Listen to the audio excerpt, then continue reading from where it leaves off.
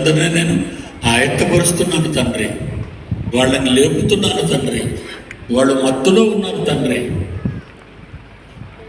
దేవా, జరగబోయే 2 రోజుల కార్యక్రమాన్ని సక్రమంగా విజయవంతంగా జరిగించండి.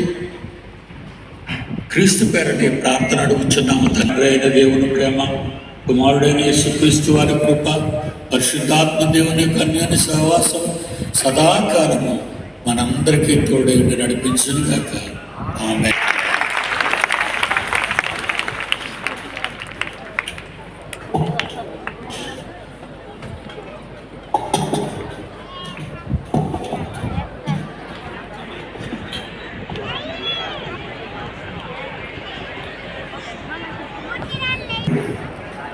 అద్భుతమైన ఎగ్జామ్. మరి 15వ తేదీ గమనించండి.